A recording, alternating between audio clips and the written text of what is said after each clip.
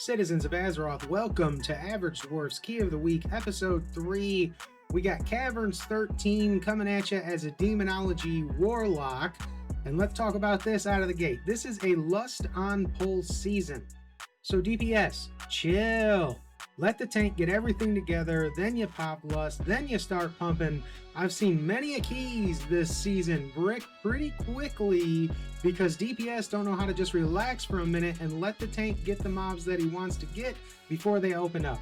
We all want to do big damn. We all want to get in there and start killing these mobs, but trust me, in these PoV keys, man, they fall apart so quick. The littlest thing goes wrong and 3 or 4 people are already ready to quit, even though you can survive several wipes and still time a 13.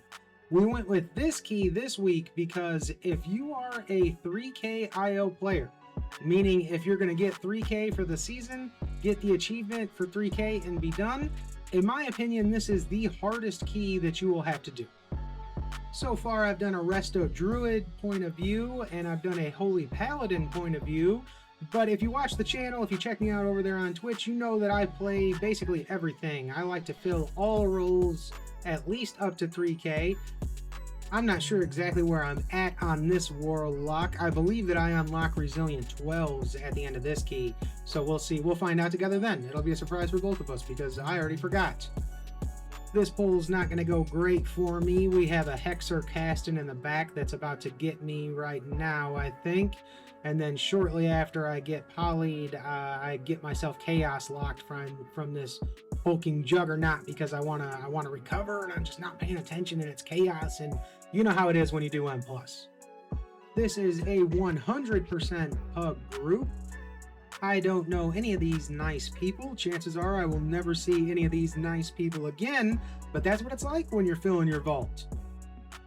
You can see I used my Felguard to stop that Hex there. I don't know why, alright? None of these kick-having fools bothered to kick the Hexer when the Hexer was polymorphing Brucifer.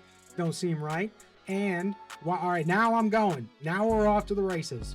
Why don't Warlocks have a kick? Can anybody tell me why Warlocks don't have a kick? And before some of you mages, all right, because it's always a mage that's going to pipe up, probably an arcane mage nerd.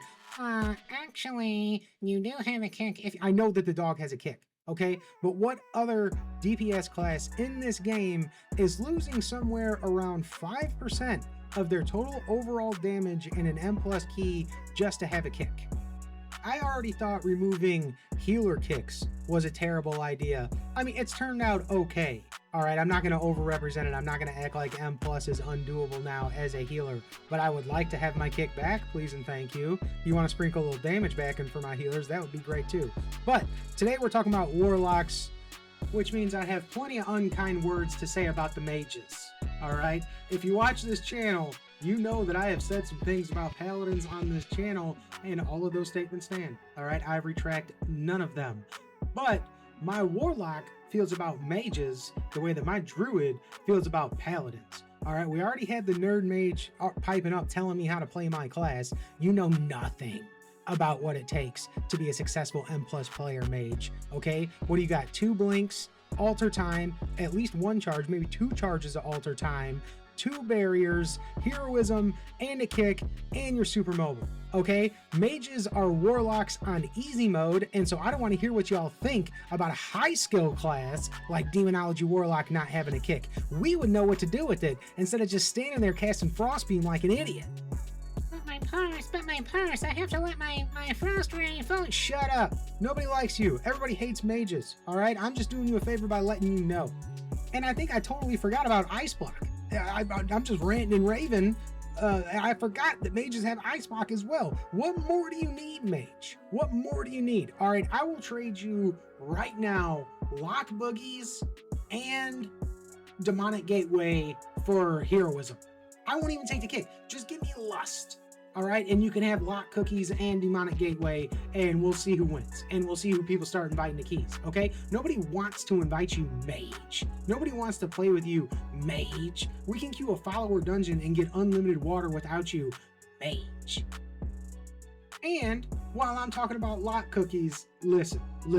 The citizens of Azeroth, you're all liars. Okay, when I set down the second thing for you to get your lock rock and everybody comes over there and clicks the lock rock, everybody knows you didn't eat the first one. Okay, you're just embarrassed that you forgot that you had it in your bag and don't have it bound to your bars, and so you click the thing again to make the healer think, oh look, I'm helping. Listen, the healer knows. Okay, I heal 50 keys a week. I know you didn't eat the boogie. Everybody knows nobody eats the boogie.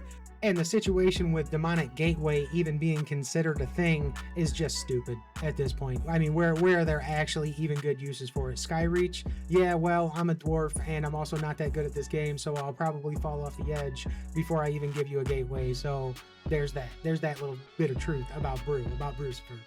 Okay, let's talk about facts. Mages get everything, locks get nothing. I got a little frustrated during my 8. Maybe you can tell. I got a little frustrated this week during my 8-key vault filler runs over there streaming on Twitch with my Warlock. So I said, you know what? Let me go check in on Brutiful. Not only do I have Brucifer, second best Mog in all of Azeroth, by the way, shortly behind Balfred. I also have Brutiful, my Frost Mage. I said, all right, let me go see what life is like on the other side. And boy, let me tell you, I thought Holy Paladin was infinite mana, instant cast, face roll slop. What am I going to call mages? How can I think of something more offensive, more derogatory to say toward Frost Mages? They're worse than Holy Paladins. Worse. And they have a kick, and they have lust. Unbelievable. All right, let's calm down. Let's take things down a notch. We're only about 6 minutes into this key here. We're at the first boss.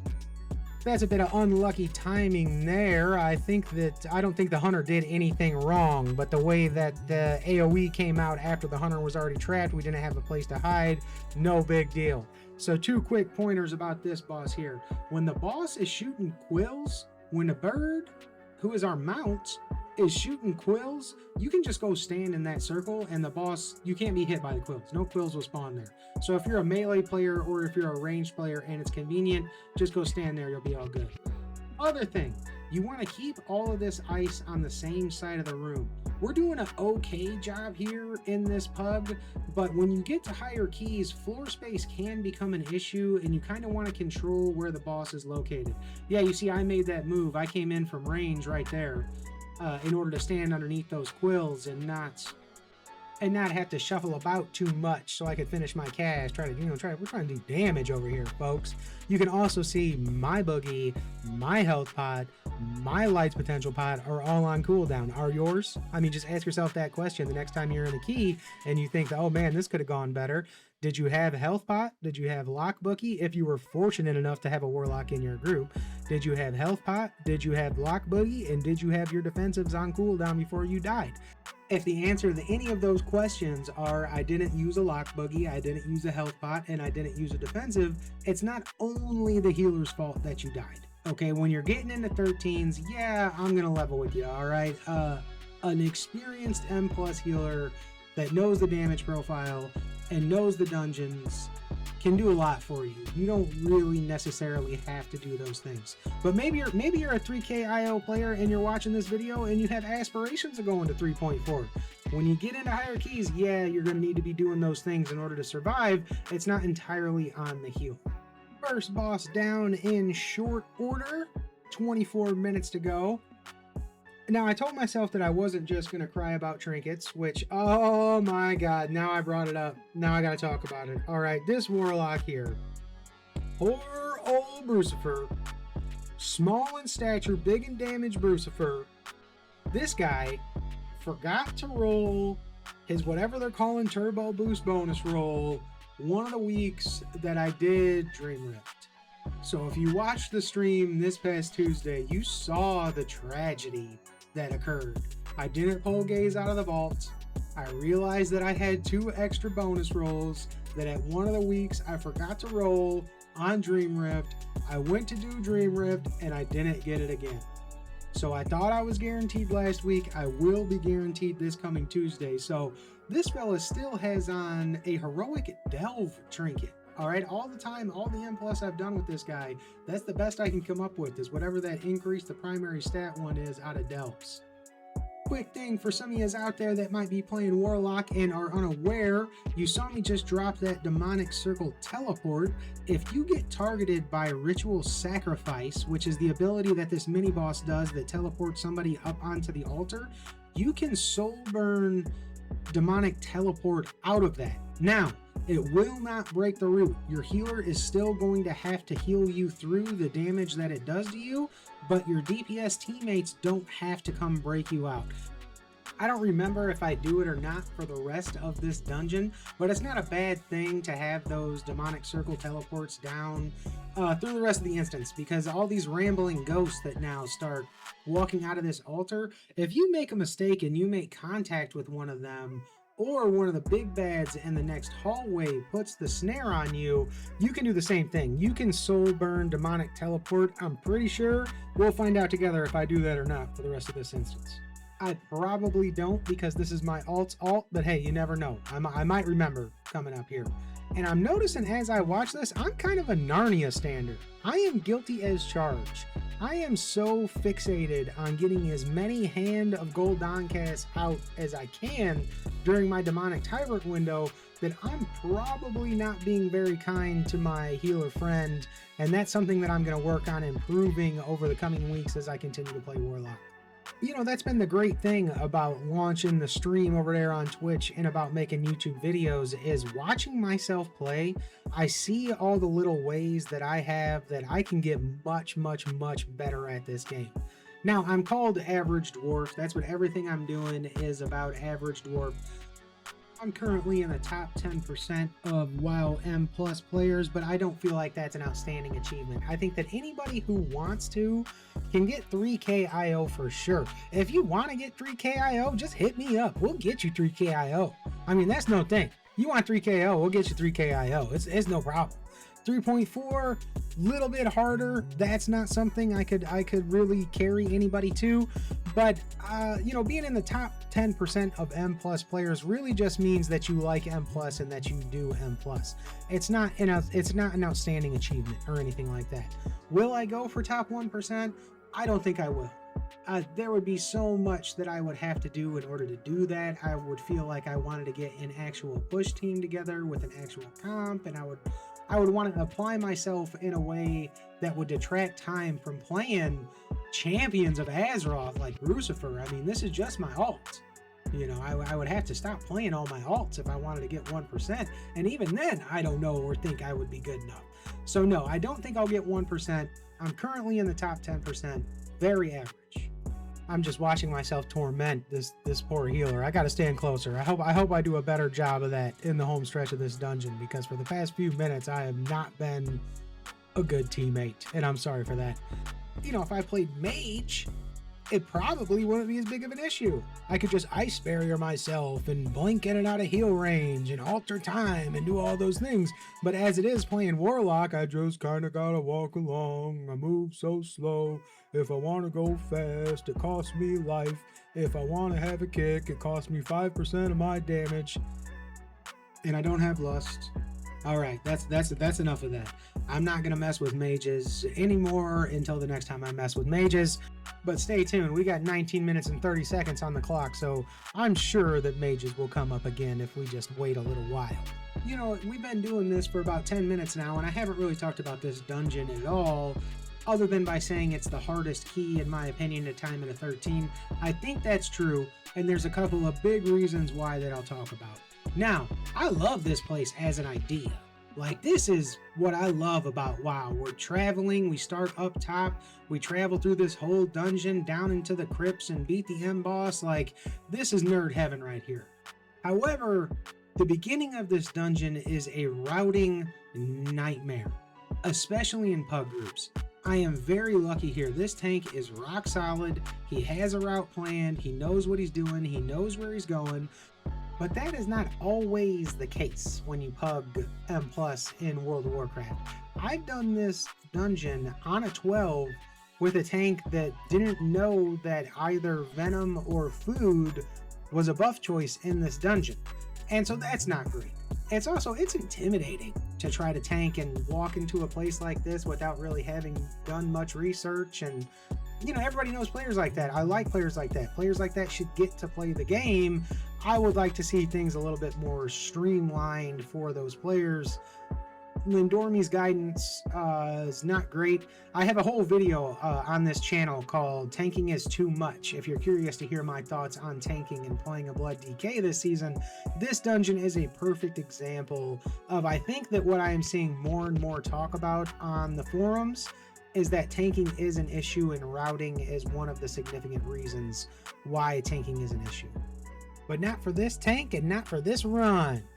Alright, so the other things that make this dungeon deadly and why I think it's the hardest 13 are the bosses. The bosses in here have mechanics that if you fail them, not only do you kill yourself, but you kill other party members. And that's never, I mean, that's great, it's fine. You know, I'm not saying that that needs to change. It's just one of the things that I think makes this dungeon difficult. And we are coming into that next boss now. I actually, now it's all coming back to me, I asked the hunter to stop trapping an ad halfway through this fight.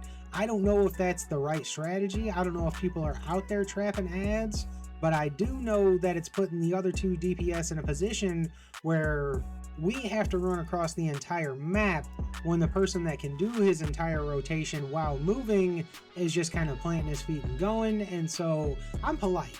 You know, I did not flame anybody. I didn't say anything mean to anybody. I just said, please don't trap while we're in the middle of fighting the boss. So let me know in the comments below. Was I wrong there? Are we supposed to be CCing these ads? It seems like you just want to get these ads out of the picture as quickly as possible if you're not going to be able to destroy one of the ads because one of them is CC. Really like this tank pulling this trash into the boss here. I think that this is the first time I've actually seen that. I came in with big juice, got power infused, and popped the light's potential. So I mean, this is Warlock heaven here. Shout out to this disciplined priest who I've been tormenting for minutes on end, and they're still giving me power infusion. I mean, that's a peaceful cow person if I've ever encountered one in my whole life. So yeah, it looks like I was going one way with my ad, wound up having to turn around, go the other way, chase all the way over to the trap. So I asked the hunter not to do that. I don't know if that was right or wrong. You know, if I played a mage, I could just teleport, blink around, cast while moving. I mean, I could just play the game on easy mode, but hey, we'll worry about that in a minute here. I got something to say about the mages coming up and how much utility they have in comparison to warlocks. And did we ever get an answer, by the way, about the why the warlock kick was removed? Did they ever say like what in particular was overpowered about warlocks, demonology warlocks having the kick? I don't know. I would like to see that come back. Now it's not all doom and gloom for the warlocks over here. I've been playing demonology consistently for 6-7 patches. For a long time I've been playing demonology. It might not always be the top, but it's rarely the bottom, and it's almost always fun to play. I would say that demonology of the specs, of the DPS specs I play, is the most consistent. It's always just solid. Every now and again it gets to be great, but for the most part it's always just solid. And that's okay. That's okay with me. We'll see how I feel about that if I wind up going high enough that I feel like it's a necessity to play the no Felguard build. That's going to bum me out. You know, taking a damage loss for a kick isn't something I think that anybody wants to do in World of Warcraft. I mean, at least 3/4 of the players that do M+ in this game don't use the kick that they do have because it's a damage loss. So like taking a damage loss to lose a global to a bigger damage loss, I mean, it's coming at us from all angles on Warlock, and we still don't have lust. How about we try living in an Azeroth where all pure DPS specs have lust? All right, hunters have it, mages have it. How about we just go ahead and give it to warlocks and rogues? I mean, would that be crazy? Would that be completely out there? It's pretty essential for Mythic Plus to have bloodlust. And I know that there are times that I would invite a warlock over a mage, probably 100% of the time, that I would invite a warlock over a mage if a warlock had bloodlust. They don't. All right, so the mage gets invited instead of the warlock. Now, I don't want to give mages any credit here. We know that I like to give mages a hard time, but in this dungeon in particular, If you have a good mage friend, they turn the tide on this bridge by staggering the spell steal. If you're unaware, these mobs throughout this section of the bridge have a shield on them that when that shield breaks or is dispelled, explodes for AoE damage to the group. Now on a 13, you can break them all at once and the healer is probably going to be able to recover if you have a good solid healer. On a 15 or a 16, if you break all of those shields at once, you're going to have trouble. It's going to be difficult for heals to recover from a damage spike that's that big going out. So I've heard rumblings that if you play Blood Elf, there's things that you can do, yada, yada, yada. I don't deal with none of that, all right? Because I want to play with Alliance characters, all right? Horde is whatever. I mean, I got a nice peaceful cow in this group, but I don't go out of my way to invite a Blood Elf to my group. If I could get a Dwarf Mage, even better. I mean, that's the best, worst kind of class is Dwarf Mage, right? But that skilled mage can spell steal these shields through here, and it makes everybody's life a lot easier if they do it gradually. Coming into the last mini boss and boss, 12 minutes to go. We are in great shape. Tank did an absolutely outstanding, tremendous job. Winds up with perfect count here. Love to see it. This mini boss, by the way, slaps. This dude just pulses some pretty big damage, so don't be afraid to pot. Don't be afraid to use a defensive when you get to this guy. He dies quickly, but the healer can be at the end of a long run there of quite a lot of damage going out, so it's not a bad thing to help your healer out when you get to that little mini boss fella. Take some of the pressure off. Here we go. I'm going to button him up, and then we'll start in on the last boss.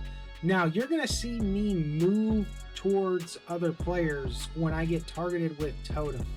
Ideally, you're going to try to get these totems in a bit of a loose spread triangle. We do an okay job here for a 13 pug, no voice communication. You're going to want to get those totems in a little bit of a loose triangle around the boss so that we can just cleave them down. Just get them out of there. I see a lot of players when I'm out there pugging that are taking the totem to Narnia. No, Narnia is for Warlock standing. If we've established anything in the past 22 minutes, it's that Lucifer stands in Narnia and the happy cow heals him, and I don't see what the problem is. All right, no, really, we're going to work on that when I stream Warlock this week. When I play Warlock this week, I'm going to try to be a little bit more aware of my positioning on top of trying to squeeze out as much damage as possible. The other thing we're going to talk about, this tank here is just doing a bang-up job of setting us up to be successful.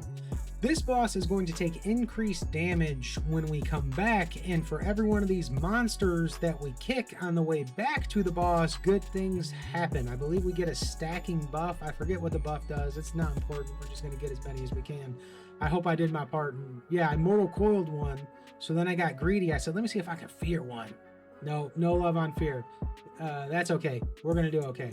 So I came back. I saved all my juice for this final section. Hunter is also on board. He knows that this is where we're going to pop lust. And now we are going to melt this sucker down. All in all, this was a great run. Very lucky to find players like this in looking for group. Well, I don't know if it's very lucky. This is not that uncommon. A nice smooth 13 is not that uncommon in looking for group. However, this tank and this healer were both particularly good players that I had a fun time playing with. Don't you always feel bad, by the way, when somebody wants to do more keys and you're just not into it anymore? This was my 8th run. I didn't do them in a row. I took a break to play some mage for a while. I did some real life things, but this was my 8th key of the week on my Warlock. It unlocks resilient 12s for me. I'm done. I'm going to get Gaze on Tuesday, be in even better shape next week. I didn't really have any more runs in me, so I felt kind of bad I declined continuing to run with these nice people, but hey, it is what it is. And I just realized I've been lying to you folks and myself. I thought I unlocked Resilient 12s on this dungeon. I know that I have them unlocked now on my Warlock. Where or when I did that, I had no idea. I thought for sure it was this run. But oh well. Hey, we had a good time. Thanks so much for checking me out. As always, like, subscribe if you want to see more stuff like this. Come check me out over there on Twitch. We'll be posting some stream highlight videos, and we've got some big upgrades coming to the stream next week that will make their way onto the YouTube channel as well. Peace. Oh yeah, one more thing. mages are the type of people that wear a soft sole flip-flop to the grocery store when they know it's going to rain on a rainy day. So you get to hear them squish, squish, squish, squish, squish, squish, all throughout the store, tracking nasty feet water everywhere. All right, that's what mages are like when they're not in Asgard. All right, that's all. We'll see y'all next week.